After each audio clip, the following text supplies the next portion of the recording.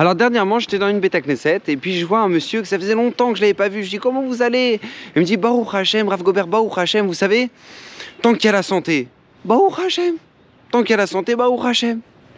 Et puis je le vois juste après la tefila, il va manger des croissants, il boit une canette de coca et il va fumer une cigarette avec ses amis. C'est-à-dire que il sait que la santé c'est important, mais il fait l'inverse de ce qui est bon pour la santé. Et en fait, pourquoi je vous raconte ça? Parce que ça nous concerne en fait tous en réalité. On sait tous dans notre vie ce qui est important pour nous. Mais c'est pas pour autant qu'on l'entretient.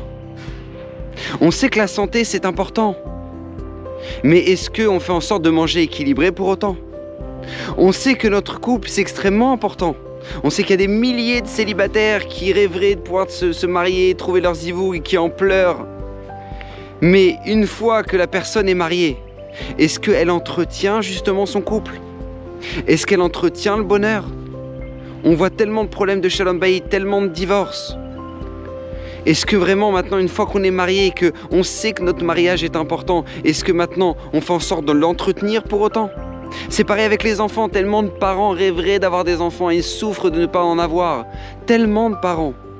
Mais une fois que les enfants sont là, est-ce qu'on entretient le relationnel avec nos enfants? Est-ce qu'on ne se retrouve pas malheureusement des fois dans le piège de dire bon tiens prends le iPad et laisse-moi tranquille et faites votre vie. Et à la fin on n'a plus aucun lien avec nos enfants alors qu'on sait que c'est l'essentiel dans notre vie.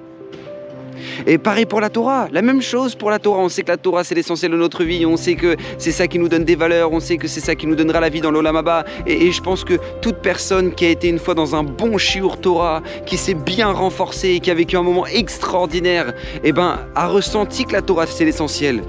Mais est-ce qu'on entretient ça tous les jours en fixant un petit temps d'étude, en fixant une étude, en fixant je sais pas moi, Dafayomi, est-ce qu'on le fait pour autant? Non, pas forcément.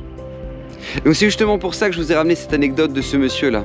Parce qu'en fait, on est tous un petit peu dans ce piège de savoir où est l'essentiel, mais de ne pas l'entretenir pour autant. Alors ne tombez jamais dans ce piège, que Kadosh Baruch Hu vous protège, que vous puissiez toujours garder clairement en vue l'importance de ce qui est essentiel et l'entretenir pour que vous puissiez vivre heureux en fonction de vos véritables valeurs. Qu'Hashem vous bénisse, bracha v'hatzlacha, et vivez heureux.